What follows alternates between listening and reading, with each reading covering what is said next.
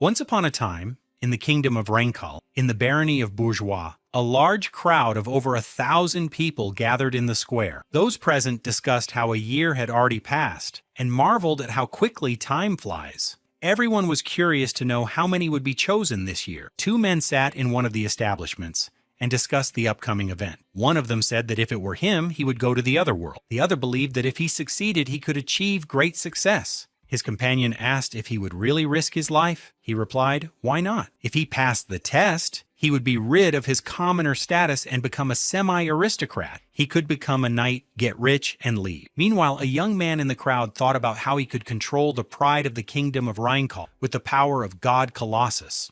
If he passed the pilot test, he could control the giant machine. Everyone who considered himself a man had to try it at least once. Approaching the announcement, he read that the test would be held in Baron Bourgeois' square. At that moment, he overheard a conversation. One of the interlocutors asked how much blood he wanted to shed if he were to drive a giant machine. Then the young man was struck from behind and fell to the ground. Several young men behind him told him not to stand in the way of future pilots. One of them, named Thomas, grabbed the guy by the hair and asked how he dared to walk in front of the test site, or if he wanted to go to the other world. He was immediately surprised by the smell coming from him. His friend said that perhaps he had no one to take care of him. Saying that they were late, Thomas's friends called him to come with them. He left the boy, saying that it would be better if he didn't see that ugly face before the test. After a while, the Baron, who had already tested thousands of people, said that there was not a single worthy candidate and invited the next one. Another young man who tried to pass the test failed, and the Baron said to take him away because he was terrible. He yelled at the candidates that they were terrible and talentless and asked how long they were going to continue to embarrass themselves. He urged everyone to try to lift the magic stone and become a novice pilot of a giant machine. The Baron promised to reward the winners and their families. One of the spectators, hearing this, said that the reward was ridiculous. Another said that they were trying to impress the royal family with their candidates, and that the Baron was already getting angry because it wasn't working. For the sake of the test, they even stopped the factory, and now there were no more candidates. Everyone knew that the more children failed, the more labor there would be. Then Thomas stepped forward, called the others weaklings, and told them to look at him. Many people supported him, shouting that he was the strongest and that they knew he could do it. At that moment, he thought that such an opportunity does not come often and that this is not just a stone. Taking the magic stone in his hands, he thought that it was important and that it was his future and freedom. Putting incredible effort into lifting the stone, he thought that the peasant Thomas was no more, and now he would be Sir Thomas, Knight of the Kingdom. Seeing that he had lifted the stone to his chest, the spectators were very surprised because this was the first time such a thing had happened. One of the girls said that it was her friend Thomas. Hearing her words about his friend, Thomas mentally told her not to be ridiculous because now he no longer associated with the rabble. Meanwhile, the Baron, who was also watching what was happening, like the spectators, was surprised that Thomas was able to lift the stone, and Thomas, trying to lift it higher and higher, encouraged himself that this was his last chance to change his life. And finally, with one more effort, he was able to lift the magic stone above his head. Seeing this, the hooded young man mentally asked Thomas to stop and not lift the stone. And then unexpectedly, Thomas's body was struck by energy waves, and he fell, passing away. The spectators were shocked that the stone had taken his life. Some asked to stop the test, believing that they would all go to the other world. But the Baron ordered them all to be quiet, and reminding them that the kingdom was at war, called the next candidate. But literally a minute later, he noticed that there was no one left in the square, and he did not understand where everyone had gone. He shouted that they must have a good life, and that this was what he got for his kindness. Pointing his finger at a few people who were in horror, the Baron told them to come to him. But they said they were going to leave. Otherwise, they would end up like Thomas, and being a peasant wasn't so bad anymore. But when they approached the exit, they realized that it was blocked by the Baron's guards. While the guards forced the young men to return to the competition, the Baron said that they had a choice, either to rise up or to go to the other world. Everyone gathered again in the square, and the Baron said that those who were too weak for the test were a waste of money.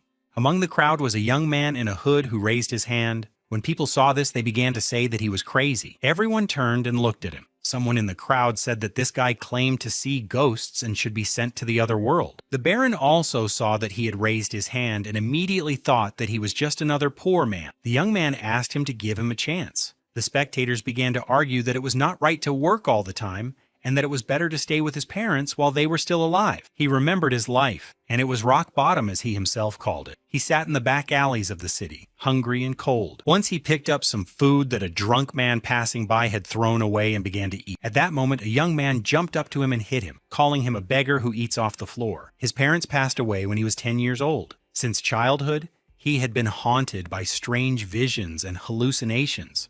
Neither the violence nor his hallucinations ever went away. It didn't matter whether his eyes were open or not, but he went through hell. The young man who beat him asked if he was seeing ghosts again. He told him not to come near their territory and hang out with other beggars like him. In the kingdom of Raincall, when a person turned 10, they received a name at a ceremony. But orphans did not undergo the ceremony, so he was called a moron. All this time he had been waiting for today, his 19th birthday. As the young men left, they discussed why Lieutenant Davis cared about someone like him. The young man thought about the fact that it was his birthday, but no one would even congratulate him. But that was normal for him. Standing on the railing and looking at the river, he thought about freeing himself from this life. He jumped into the water, thinking that now he was finally free from all the hatred and violence, from depression and fear, and from his hated body. As he sank deeper, he mentally said goodbye to all of it, including the kingdom of Raincall, which had not even given him a name.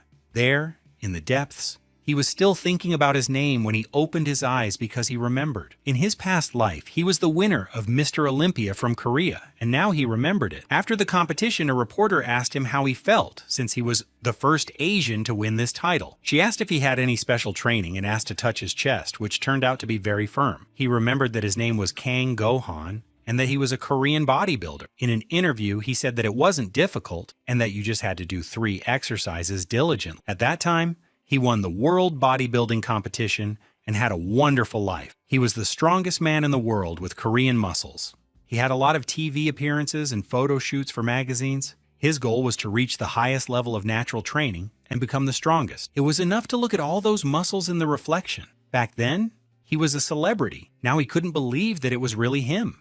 He was constantly surrounded by female fans who rushed towards him because they wanted to touch his muscles. Once he stood and looked at the largest hall in the country, and his comrades admired him. Remembering all this, Kang Ho-han thought that he took training seriously. His evening workouts were brutal and intense. As he left, he said goodbye to the employees who had worked hard. And now he thought about how he wanted to build the best muscles possible. His goal was to win 9 Mr. Olympia titles in a row, just like Lee Haney and Rooney Koeman. He remembered how he used to race down the road, and in that life and with those muscles, he was free. It was the feeling of being in complete control of his power, complete freedom, and a wonderful past life. And then he remembered how a truck was rushing towards him, and the collision was unavoidable. Kang Go-han woke up in horror and shouted that his past life could not end like this. At that moment, he saw the face of Lieutenant Davis in front of him, who said that he was right and that it couldn't end like that. He said that he had jumped into the river and asked if he really thought his life was worthless. At that moment,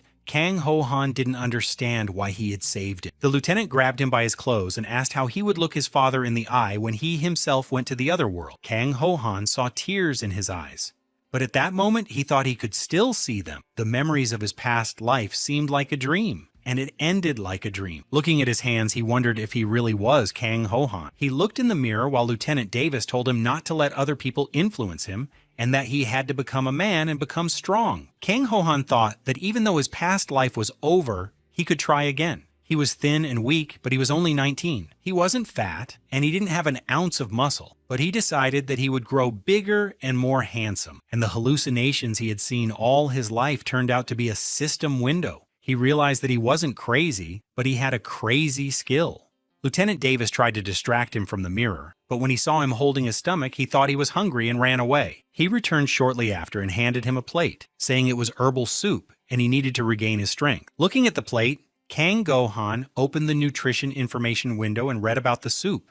Now he understood that he hadn't understood all this time because of Hangul, but everything became clear to him as soon as he remembered his past life. He was delighted and asked Davis if the giant pilot test would take place in a month. Davis replied that it would, but asked if he was sure. Jumping up and down with joy, Kang Go-han said it was a great idea, and that he himself had said he shouldn't live by other people's standards. As he ran away, he thought about how he had lived 19 terrible years, but he could still be successful if he did the same thing he did in his past life. Now he had a cheat window in the nutrition system and could become happy by building muscle. Thinking about all this, he jumped high, but after jumping he immediately fell and, lying on the ground, remembered that he had low stamina and depression, and he would need more work than he thought. Climbing the mountain, he reasoned that he must first get rid of his depression and panic attacks. In the mountains, he found puria grass, which maintained serotonin levels in the brain. At that moment, he was 2 kilograms away from his daily serotonin requirement. Kang Gohan learned that a healthy spirit is not in the bones and that a real bodybuilder must understand anatomy, physiology, mechanics, and nutrition. As he gathered the herb, he thought that omega-3 and protein were alternatives to antidepressants, and that he should eat everything that was edible and healthy. After starting to eat the herb he had gathered, he thought that it would be difficult to find more anyway, but he was curious to see if he could eat 2 kilograms of puria every day. He felt sick because he hadn't eaten properly for almost 19 years, but Kang Gohan also ate like that every day. Being the best in the world wasn't easy, but working in the factory was also good exercise for him. It was hard and intense work, but he had to think of it not as a 15-hour workday, but as excellent triceps training. He threw the cart down, even though another worker shouted at him not to throw it, and he happily thought that all that was left was the reward for muscle growth. And now, during the test, he thought about how it had been a month of hard work, but he had become stronger and hoped that it had not been in vain. Kang Gohan climbed the stairs, and the spectators behind him did not understand what the smell was coming from him. One of the spectators picked up a bag that he had thrown away on the way, and sniffing it, decided that it was a strange smell. He thought it was the smell of urine and cursed. Kang Gohan thought about the fact that he had used a secret method involving smelly salt with the smell of ammonia. He learned that liquid ammonia is used by power lifters when they try to lift extreme weights. It causes the nervous system to become excited. Baron called him a weakling and told him that if he messed up, he would be responsible for his entire family and even his class. So he had to be ready. Standing in front of the magic stone, Kang Gohan thought that he had bodybuilding skills that Thomas did not have. With all the doping, his willpower was about 11/8, which was lower than Thomas's, but he didn't use it to its full potential. He knew that using all his strength at once was a skill that could only be achieved after years of training, and he decided to use the pressure to his advantage. After all, if he was as desperate as Thomas, he would get tired just as quickly. The trick to not getting tired from incredibly difficult tasks was to make it a habit. He sat down near the stone and began to slowly lift it. The spectators laughed, not understanding what he was doing, but he understood that this was how bodybuilders maintained their vigor, by lifting maximum weights every day. They turned the stress of lifting weights into daily repetitions that their bodies had become accustomed to. Lifting the stone slightly, he thought that it was just a stone and that it was the same thing he did every day. Deadlifting was just a routine for him, like 15 hours of work. Then he had to straighten his back, squeeze his buttocks, breathe deeply, and pull in his stomach. He convinced himself to accept it with his whole body and focus his strength. Kang Gohan clenched his thumbs and aligned his center of gravity. He was able to lift the stone even higher. He used his weightlifting skills, bending and straightening his legs to engage his upper body. Finally, he succeeded and lifted the magic stone above his head. The crowd cheered that he had done it and compared him to a bull. The Baron began counting down from 3 to 1 and was surprised that he had actually succeeded. After the countdown, Kang Gohan threw the stone on the floor to show that he was done. The crowd cheered. Finally, they could all go home. Someone asked how he knew how to lift the stone, calling him a genius. The Baron, thinking that it was finally over, asked him his name. Hearing this question, he hesitated a little, and the audience thought that he had no name. Finally, he said his name was Kang Gohan and thought that he would become the best again, and he would become the best in the kingdom of Rainfall. But his legs were still shaking, and Kang Gohan realized that his endurance was still low, so he decided to start training his lower body. After a while, Baron Bourgeois put a weapon to his shoulder and asked if he would always remember the weapon around his neck, and would he promise to sacrifice his life to protect this kingdom? Kang Gohan, meanwhile, thinking that this was not really his life, said he would swear. The Baron appointed him a knight of the kingdom of Rainfall and said that his knightly surname would be Yellow, and he must serve the kingdom with valor. After that, the Baron told him to stand up and always remember his oath, and when Kang Gohan stood up, he promised to seal this honor in his heart. People discussed how he had recently been a resident like them, and now he was a rider. Now he could say goodbye to the furnace at the factory, and he would be fed to his heart's content. The Baron said that according to the privilege given to new knights, Yellow could choose 2 people as his squires. In the crowd, One person whispered to another not to stare, because in a society with such a strict hierarchy, it was difficult to look into the eyes of people from different classes. Now Kang Gohan had become the one who chose. Squires obeyed knights, but it was still better than 15 hours at the factory. One of the spectators said that he thought the 9th team, which was in the same dormitory as him, had a better chance. And Knight Yellow, after thinking for a moment, said that his squire would be from the 9th team. It would be Commander Davis, and he would choose the second one later. Lieutenant Davis was very surprised. Kang Gohan thought that he was his father's friend and the only adult who cared about him. This man had saved more than one life, and thanks to him, Kang Gohan also got a second chance. Baron Bourgeois laughed at his decision not to take one person away from him and said that he would receive a gift. He presented him with a magical weapon, a Shapente, which was enchanted with magic that made it stronger and sharper, and for the townspeople, he arranged a day off. Looking at this gift, Kang Ho-han thought about how in his past life, he was just as dirty, but he broke through the soil and became a mighty tree. Later, when Kang Ho-han was sleeping, his dorm mates woke him up, saying that he needed to get ready quickly or he would have to stay longer again. After a while, he was already at the factory where he sometimes had to stay until midnight, but he didn't understand why he was there. Suddenly, one of the workers shouted that the furnace engine had exploded and the evacuation had begun. Another asked Yellow what he was doing and that they needed to run. He thought about how he was sure that yesterday he had become a knight and decided that it was a dream. At that moment, he woke up and realized that there was no need to run and that it was a dream. He hadn't slept so soundly in a long time and even forgot to take off his uniform. He saw an information window that announced that the magic stone was filling him with energy. Looking more closely, he realized that he had lost muscle mass and did not understand why it had decreased, but his mana and magical power had increased.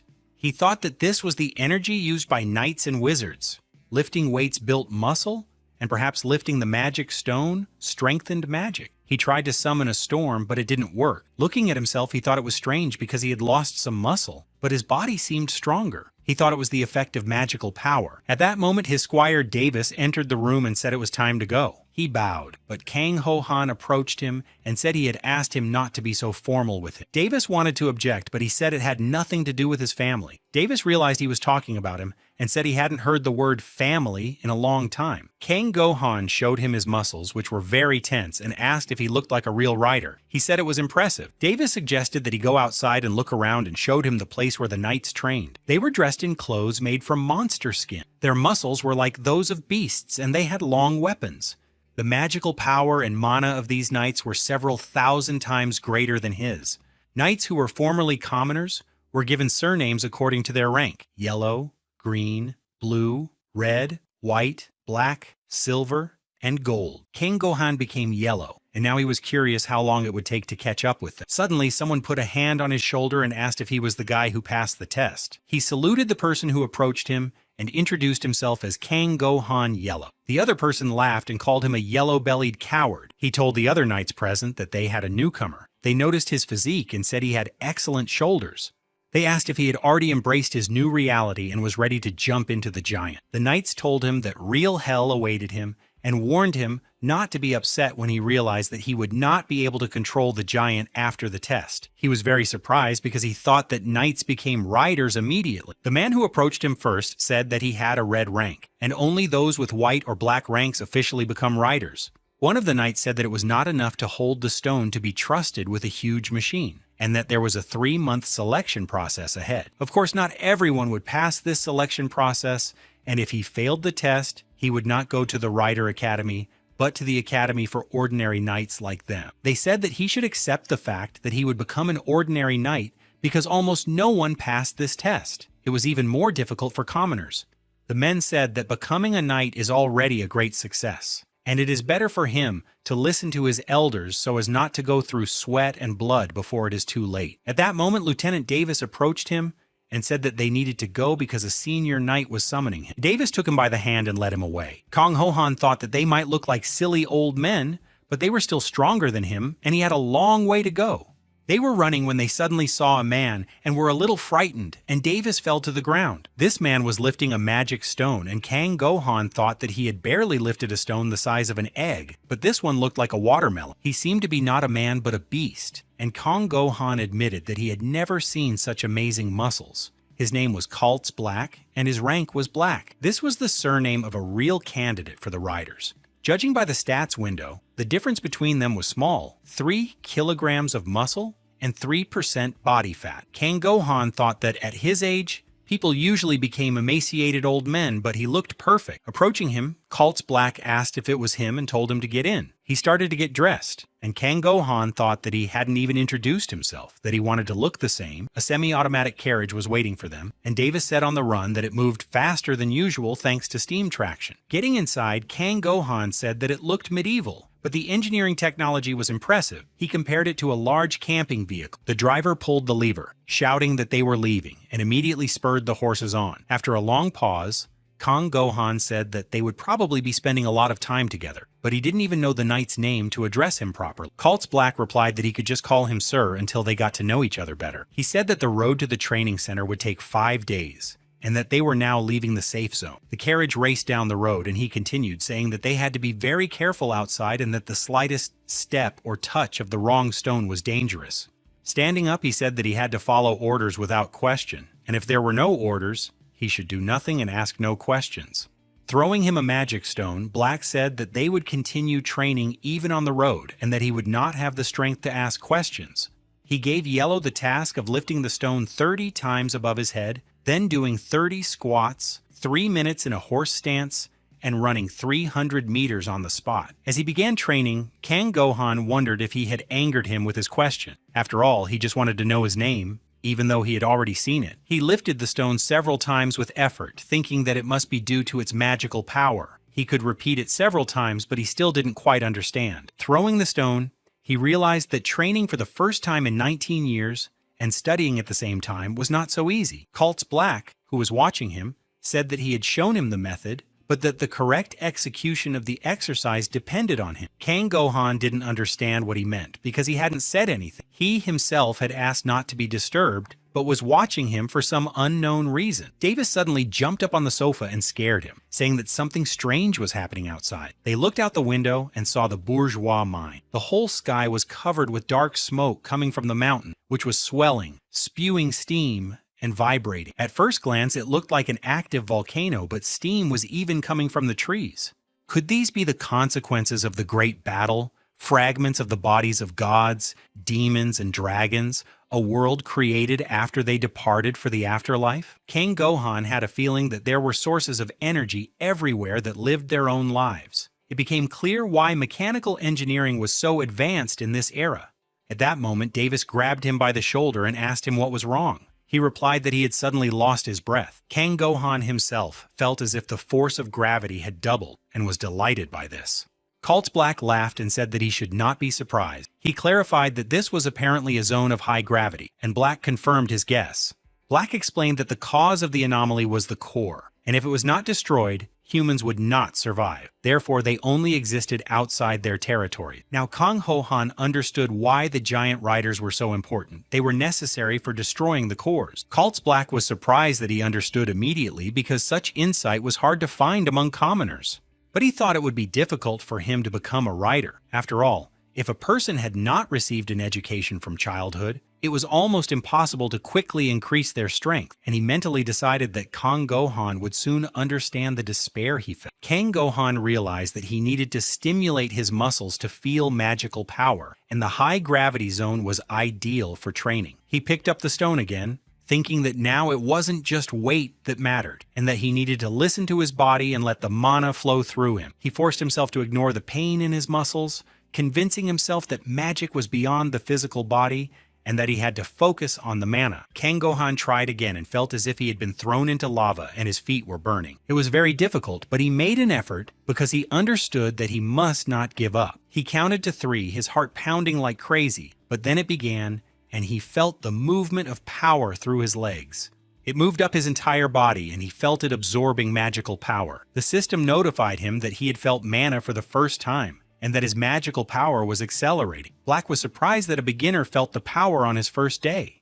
Kang Gohan was happy that he had succeeded and decided to try again. It was already the 3rd day, and Davis told him that he needed to conserve his strength so that he wouldn't arrive at the training center exhausted. But Kang Gohan thought that he was training not only his muscles, but also his magic. The mana that had recently felt like a thin thread now resembled a spider's web. After doing another set, he replied that now was the best time to train. Finally, his magical power had increased 21 times, and he decided to take a break to restore his willpower and mana. Kang Gohan's muscle mass had decreased by 400 grams, but his strength had increased by 1 unit, and he believed that now he was quite a strong weakling. Magic allowed him to go beyond the limits of the human body and achieve the perfect form. What if he added magic to his training? He would have a divine body, but there was a problem. In the process of accumulating, mana, fat, and muscle mass were burned. The bodybuilder's pride did not allow him to give up his muscles, and eating food was also part of his training. Suddenly, the cart swayed, and Davis barely managed to stay on his feet. Kang Ho-han realized that they had left. They had left the high-pressure zone, and Davis could finally breathe normally. Kang Gohan clutched his head, because training under pressure was his favorite. But Davis warned him that it would turn him into a monster. The carriage swayed again,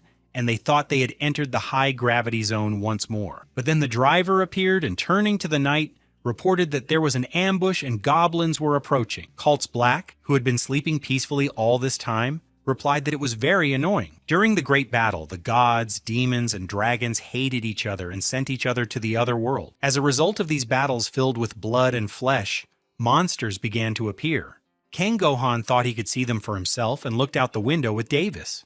There he saw goblins approaching the carriage, each with a magical power of 700, and the normal strength of goblins was 10 times greater than that of an ordinary human. They were like vicious gorillas, smoking like armor just taken out of the furnace. Leaning out of the carriage, the driver began shooting at the monsters and hit one of them. The goblin fell, but after a while, Kang Ho-han was surprised to see that it had risen again. Apparently, the bullet wasn't powerful enough, but its speed was also insane. Meanwhile, Cults Black finally woke up and, revealing the weapon hidden in his glove, got out of the carriage. His magic power was 5,873, and he quickly dealt with all the monsters. Looking out the window, Kang Gohan admired the greatness of the Black Knight. Davis asked how he knew he was black. He said he would tell him later. Suddenly, the travelers heard strange sounds coming from the forest and the trees shaking. A group of goblins resembling a pack of rabid dogs was approaching them. It seemed as if someone was chasing them, and they began to peer into the forest. When they saw that an ogre was following them, they all thought it was bad. When he saw the information window, Kang Gohan couldn't believe the numbers and thought his eyes were deceiving him. His muscle mass was 950 kilograms, and his magical power was 15,000. Realizing that the goblins were apparently using them as bait, the men decided to change the direction of the cart. Cults Black told the driver to take them back to the road and then return to the roof, while he began to prepare large-caliber weapons. He started shooting at the goblins but realized that they could only slow them down, and there were too many of them. Black yelled at the driver to keep shooting at anyone who approached. The driver asked what he himself was going to do. He was going to cut off the ogre's leg so that it would stop chasing them. Kang Gohan thought that the difference in strength between them was still too great. Black's magical power was 3 times less, and his normal power was 50 times less. The ogre was comparable to 1,000 adults, and no matter how strong the knight was, it was still too dangerous. Before he could think that they needed some kind of tactic, Black looked inside and asked for his booster. Handing him the booster, Kang Gohan asked if he could help in any way. He replied that he would help if he didn't get out of the carriage. After all, it was his job to deliver him safely. After strapping on his booster, preparing his weapon, and activating his magical abilities, Black prepared to attack. He told the driver that he would attack the ogre and the goblins would also scatter, but until then, he must protect the carriage at all costs. Black jumped out of the carriage, and the driver thought that he must have a gift. It seemed that the knight could control the wind. Kang Gohan thought that a gift was a supernatural power that only a few knights had awakened, and perhaps his window of information was also a gift. The driver continued shooting and said that fate was on their side, and that victory was assured for the knight with the gift, and today, only the goblins would lose. Soon, flying over the monsters' heads, Cults Black landed behind the fence and attracted his attention. The ogre turned around, preparing to attack, but Black jumped aside and said that he was moving too slowly and that he was already somewhere else. Looking at this, Kang Gohan said that Black was faster than him. Davis couldn't even see the movements. Although the ogre was strong without speed, it was completely useless. Meanwhile, Black was distracting the ogre and dealing with the goblins at the same time. His plan worked, and after a while, the pursuers fell behind the cart. Seeing this, Black shouted that the time had come and it was time to start the main game. The ogre attacked him with his weapon, but Black jumped out of the way in time. Jumping at his opponent from the other side, he struck and hit his leg. Kang Gohan was delighted to see that he had hit his target, and Davis said that the weapon had hit the mark. But Black turned around and thought that this couldn't be. His body was like metal, and his weapon left only a scratch on his opponent's leg. And then he noticed that the ogre had become enraged. His skin began to tighten, and his body began to swell. The monster began to attack, becoming much faster, and Black could barely dodge his blows. The ogre struck again, and Kang Gohan and Davis, who were watching, began to worry about the knight. At that moment, the driver saw a goblin approaching them. He didn't understand why it hadn't run away with the others. Apparently, it was targeting the cart.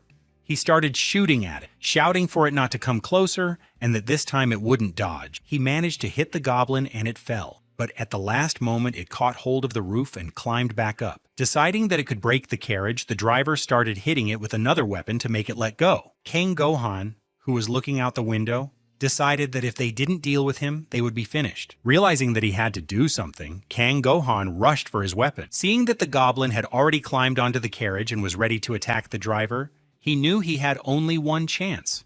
He prepared to attack and needed to concentrate all his magic into one strike. It was his one and only PM. Meanwhile, the ogre attacked Black with weapons emanating from his body. Black barely managed to dodge the attacks, and at one point thought that now it was his turn to give it his all. Quickly running up to the ogre from behind, he said he wasn't done and had one more strike left. Meanwhile, Kang Gohan focused and struck the goblin that had attacked the driver with his weapon. The driver yelled at the monster to leave him alone, pushed it away, and noticed that the goblin had already been defeated. Davis, who was watching Black's actions from the window, warned that the knight's gift had helped, and the ogre could no longer catch up with them. Jumping back onto the cart and seeing the defeated goblin, Black asked if Kang Gohan had done it, and if he had used magical power.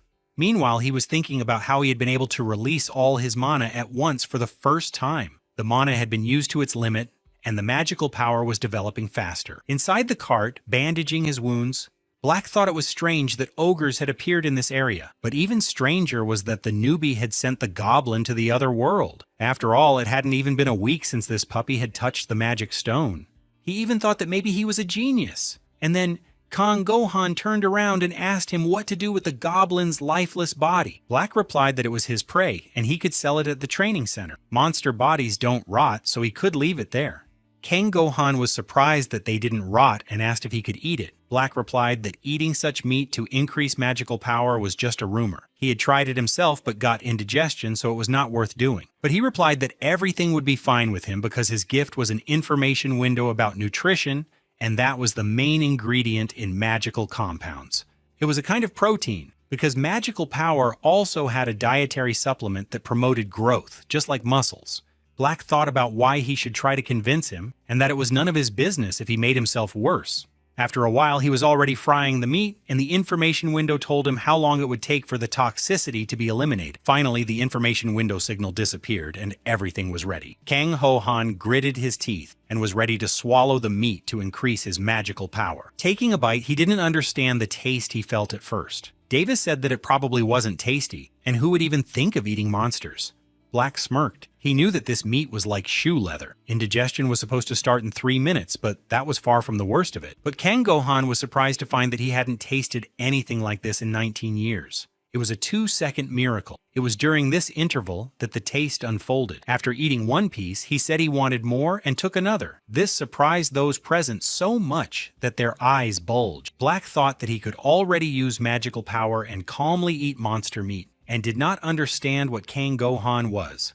Kang Gohan offered some to Davis and the driver, but the smell was similar to fermented soybean paste and durian, so they refused. Then Black agreed to try it, even though he was not very hungry. The other men decided that if the gentleman was going to eat it, then they would too, and they took a plate of meat. After tasting the meat, Black was surprised to find that it was the best sauce and the meat melted in his mouth, and the aftertaste on the tip of his tongue was the only proof that he had eaten it. And even though it was similar to alien cuisine, he still couldn't believe it. It felt as if a magical power was awakening. Kang Gohan, eating another piece, told them to enjoy it because he wouldn't be giving them any more. At that moment, the knight gave his name as Kaltz Black and said he could just call him Kaltz. He said that Kang Gohan had made a significant contribution and that he would give him another goblin when they got there, and it wasn't that he wanted more meat. Lieutenant Davis looked at him and thought he had become more talkative, and decided that meat was the best remedy for a bad mood. After a while, Kang Ho-han was training again, and Black thought he was changing every day and felt his magical power increasing. He accidentally said out loud that he might be a monster. Kang Ho-han turned around and asked what he had said, but Black replied that he hadn't said anything. Then he asked Sir Calls if he would return to his duties when this assignment was over. He clarified that he was talking about the giant riders, as it seemed to him that the white and black ranks could officially control them. Kaltz Black sat with his head bowed and remained silent, and then Kang Gohan thought that it seemed that everything was not so simple, and apparently he was angry. Finally, Black broke the silence and said that he had been expelled from the academy. Kang Gohan was very surprised by this.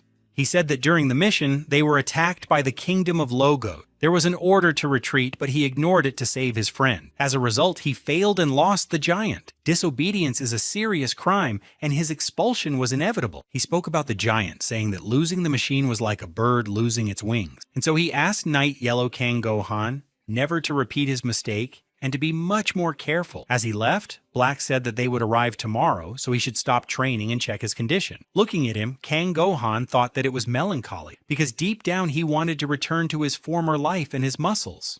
After a while, he was doing some stretching. Davis said that he had been told not to train today and that it was time to get dressed. Looking out the window, they saw a group of workers operating a huge machine. They realized that they had finally arrived at the training center, the place where raiders were trained and giants were created. Kang Ho-han climbed out of the hatch and saw a giant machine whose power was comparable to that of the gods. Getting out of the carriage, Black announced that a candidate from Baron Bourgeois, Sir Kang Gohan Yellow, had arrived. He showed the royal examiner's certificate. Meanwhile, he stood and looked at the giant, which was 8 meters tall, like a 3-story building. It looked more like a living beast than a machine. A man emerged from the giant, and Kang Gohan saw that his name was Rafal White, and that he had almost 3,000 points of magical power. He realized that this was, of course, a white-ranked official cadet rider. He looked to be about 20 years old, but his characteristics were on par with those of a 30-year-old knight. Taking the documents, Rafal White ordered the trainees to line up on the training ground. Standing in line, Kang Gohan thought he had returned to the army. And then he saw people in front of him and became curious about who these spectators were. Perhaps they were trainees and escorts who had arrived earlier. Then he saw that hundreds of people had gathered around the giant, and they all had stern looks on their faces. The men sitting on the giant discussed that it was the last group's turn. They were curious to see how many newcomers would pass in the end. Rafal White, introducing himself as the training center instructor, welcomed the last group of 13 people. He said that their actions would determine whether they would move on or become temporary guests.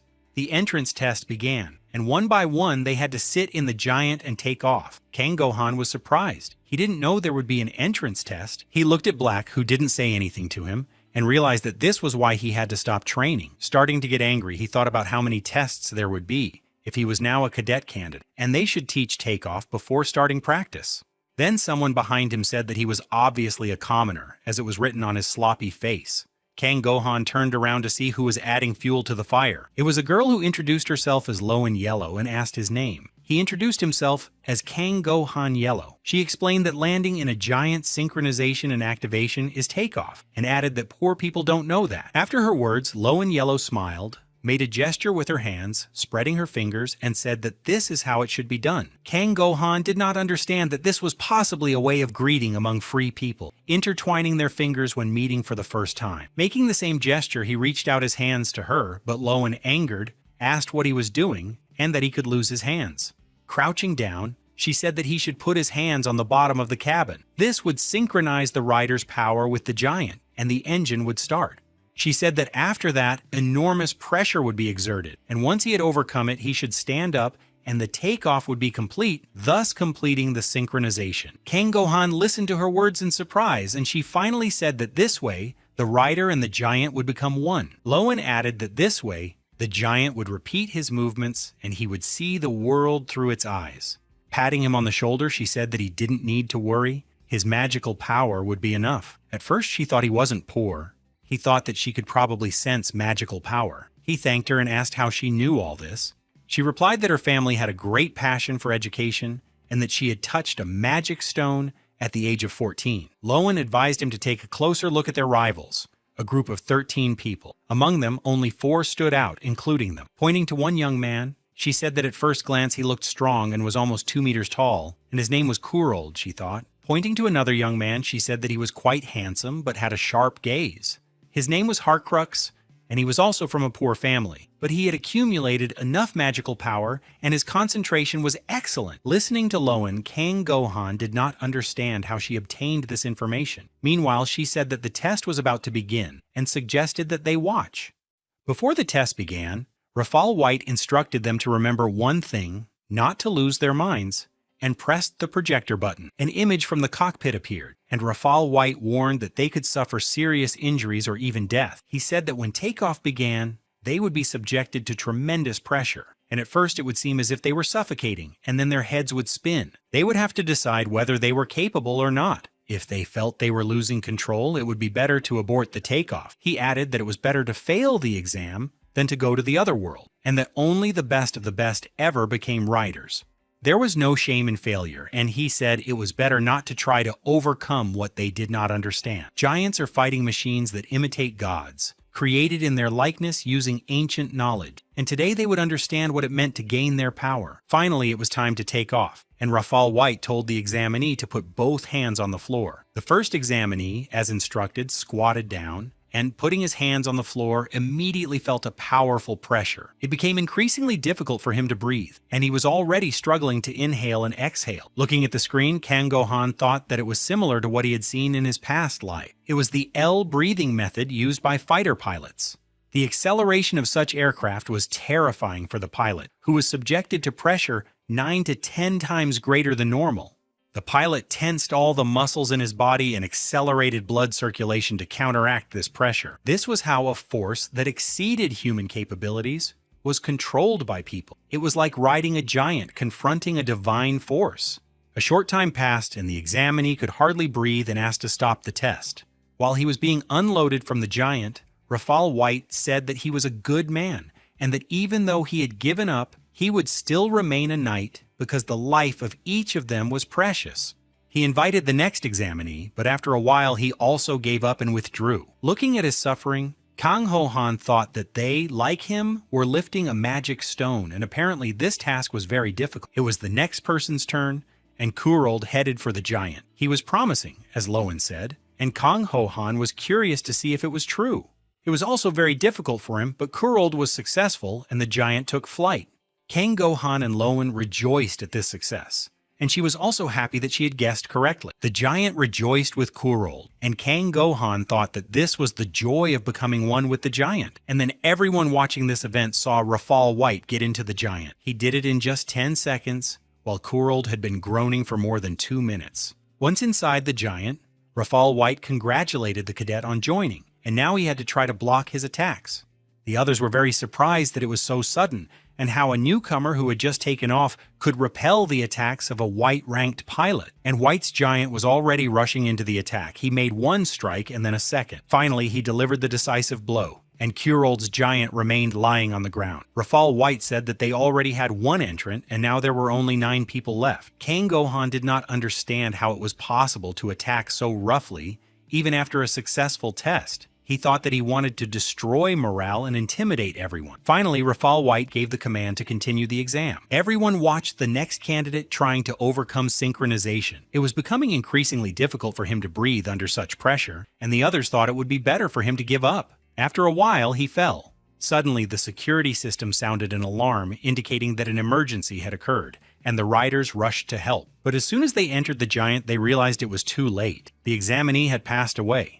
Seeing his lifeless body being carried out on a stretcher, Kang Gohan wondered if he could handle it himself. The atmosphere in this place was completely different, and these people were not like the idiots from the Baron's castle. Among their group, 1 was seriously injured, 5 had minor injuries, and 1 had passed away, but they did not waver at all. They had the willpower that could not be shaken by failure, even if something terrible awaited them ahead. When it was the next person's turn, Harkrux volunteered to go.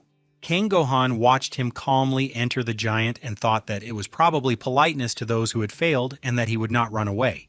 Soon, Rafal White reported that Harkrux was the second to pass, and he had completed the ascent in 1 minute and 40 seconds, surpassing Kurold. Rejoicing in his victory, Lowen told Kang Ho-han that she had said he was a natural rider. While Harcrux was preparing for White's giant attacks, Kang Ho-han thought that by digesting his previous failures, his strategy had been refined. None of the failed guys were left here, but they had achieved everything together. White began to attack, and in the end, Harcrux's giant, after withstanding 4 blows, fell to the ground. Kang Go-han believed that this was hazing that trampled on success and absurd boasting of power, and he mentally promised Raphael White that he would also contribute to the success of the newcomers and let him try his punch.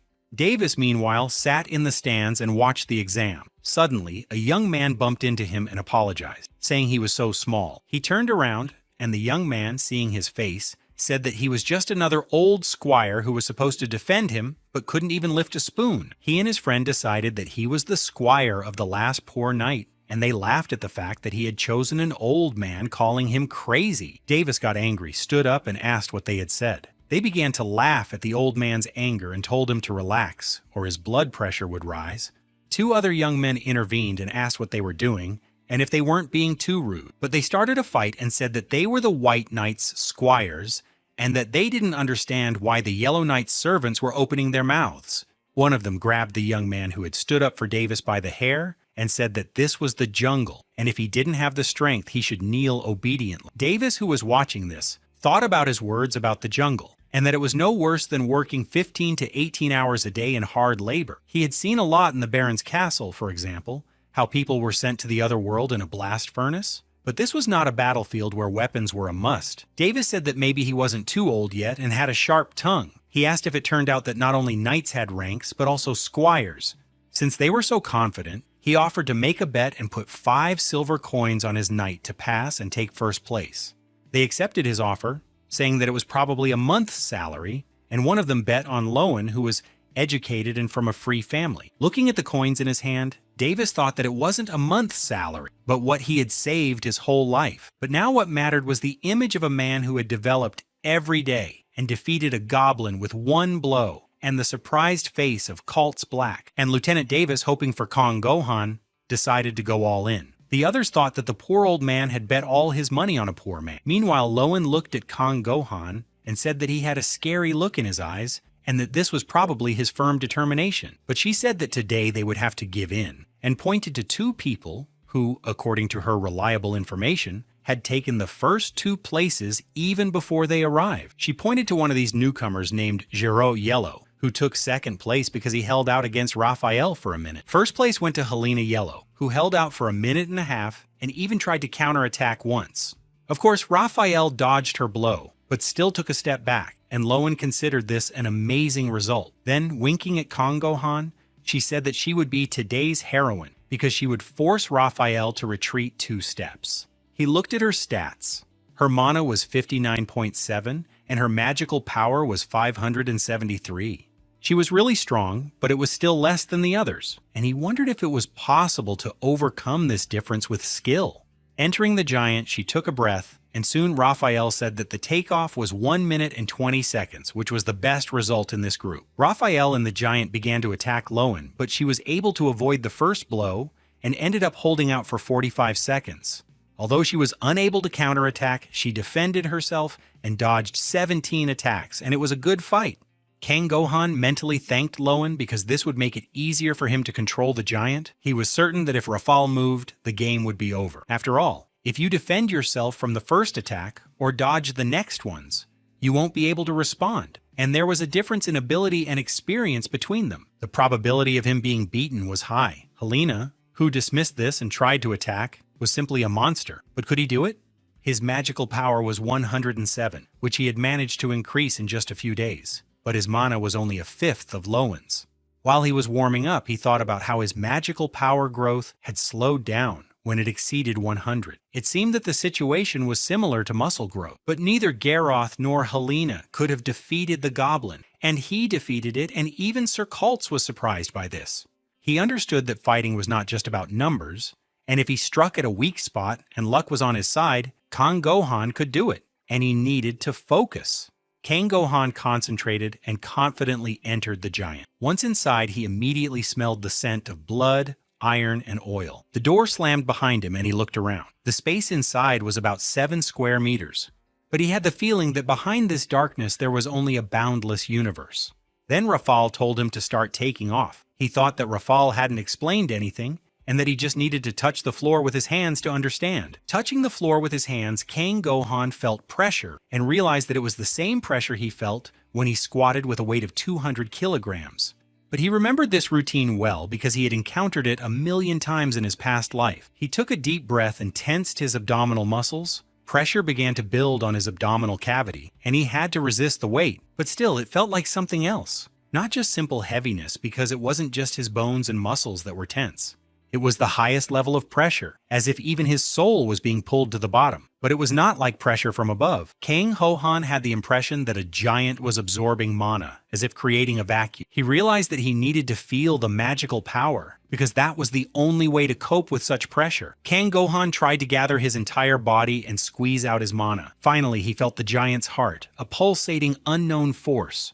This force grew, and like a pump pumping water, Kang Gohan pumped it out in one breath without hesitation and without losing strength. It felt as if his whole body was falling apart, but he made one more effort. Finally, he succeeded, and synchronization with the giant took place. Even Cults Black watched this process.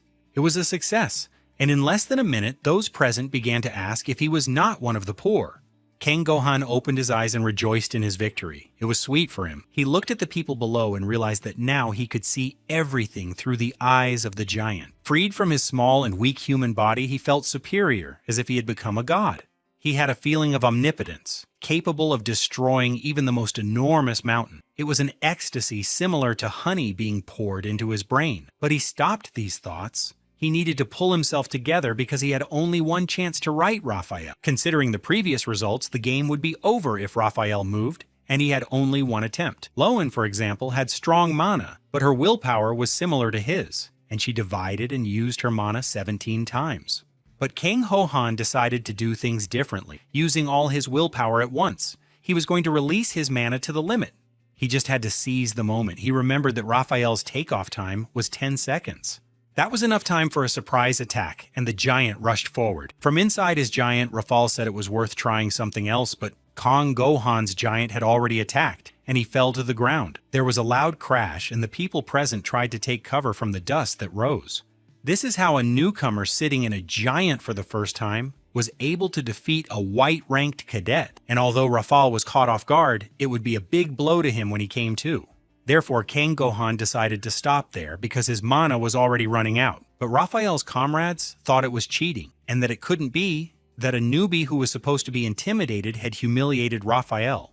They said that he attacked like a coward and decided to run away, and that he shouldn't look down on his seniors, and they decided to go and deal with Kang Gohan. But at that moment, he was thinking that this was official hazing meant to break the spirit of newcomers, and he believed that this result was enough. Raphael's comrades headed towards him to show him what real hazing was. The spectators in the stands decided that it would be interesting. Seeing a group of people coming towards him, Davis shouted about it to Kang Gohan. He finally turned around and saw several men running towards him. He proudly thought that they wanted to congratulate him, but laughed, and said that there was no need for that. But at that moment, Raphael's giant gestured to his comrades to stop. Climbing out of the giant, he asked the intern's name, and he introduced himself as Kang Gohan Yahello. He said he would remember, and turning around, told the others to arrange a place for him to spend the night. The men were angry and did not understand why Raphael had decided to just leave, and they threatened Kang Gohan that they would see about that. When they all left, he breathed a sigh of relief because it had not been easy for him, and he had used all his strength at once.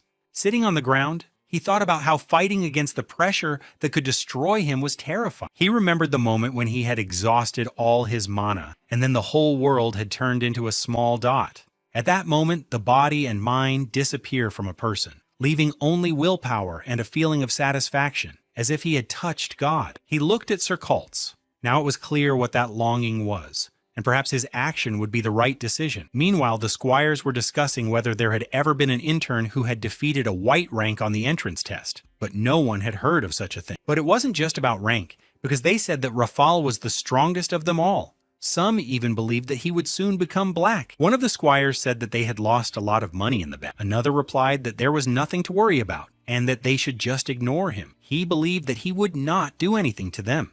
Another young man said that it was true, because a yellow-ranked squire had to pay white-ranked squires.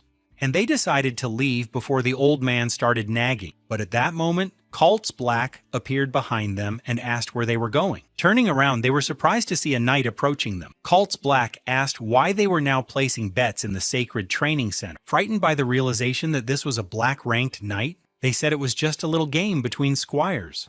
Black said that games were fine because he wasn't a very strict person either. He asked if they had played with that old man Davis. The young men asked how he knew his name, and Black replied that they had met a couple of times riding in a carriage and dealing with goblins. He asked them if they were going to follow the rules of the game, to which they replied that only people without honor break their promises. They thought it was probably a threat, and didn't understand why the Black Knight decided to intervene at all. Black said that some jokers who don't understand words have their ears cut off, and asked if they were listening carefully. As soon as he said this, the squires rushed from the stands after Davis, shouting that they were looking for him. Watching the young men run away, Cults Black remembered the day he disobeyed the order to retreat. He remembered his friends shouting at him to run faster because they could buy some time with the golems. Everyone ran into the bunker to wait for reinforcements, but Black ran in the other direction and could not be stopped. Disregarding orders, he climbed into his giant and ran, mentally asking his friend to hold on a little longer, but he did not make it in time. Later, the commander told him that since he had disobeyed orders, he must take responsibility, and that riders were more important than ordinary people. Disobedience was a serious crime, and he was expelled and had to return the giant. Sitting on his giant for the last time, he apologized to his classmates and to him for not being able to protect them. He thanked the giant for being with him, and said that his principles were also the giant's principles.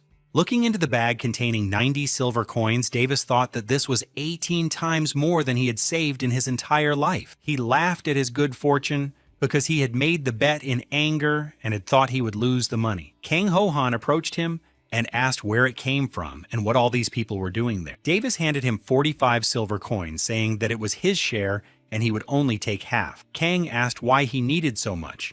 He replied that he had heard that knights constantly lose money. Kang Hohan agreed because they had to pay taxes. At that moment, a man approached them and, introducing himself as a supply soldier, said he would take him to his place of residence.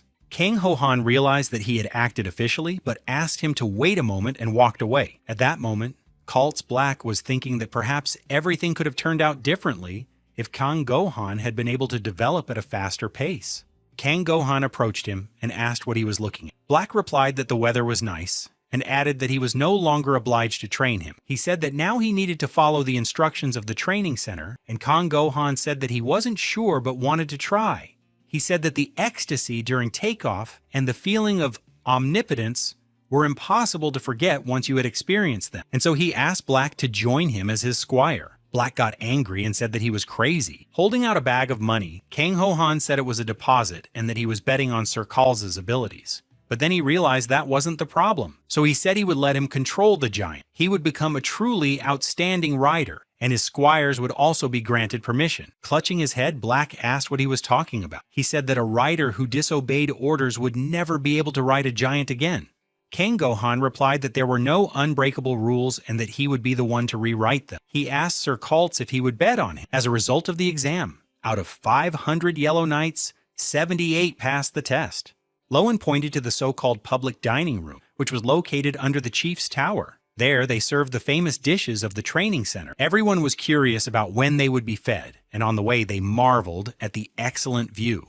Seeing the sunset, Lowen was delighted and said that you could even see the land beyond the district. The coach forbade them to leave the dining hall and market area and said that they would gather at this place after the 7th bell rang. He also said that they could eat in peace, but if they were late, he would make them show everything they had eaten. Kang Gohan thought that there must be dark mana in the training center's dining room that helps with development. After all, even eating is training. The coach looked at him and thought that this was the trainee who had sent Raphael flying. The cadets rushed to the food, all so tired that they wanted to relax a little. Suddenly there was a noise, and at first no one understood what it was. But then Lowen saw the newcomer, Gerard.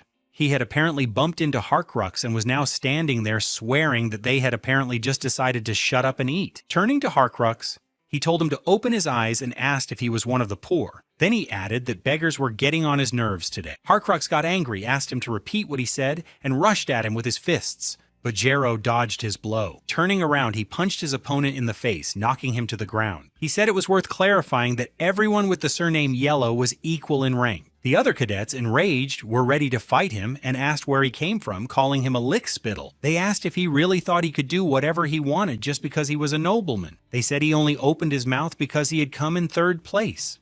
Jero said they could come closer, and when they rushed to attack him, he easily scattered them in different directions.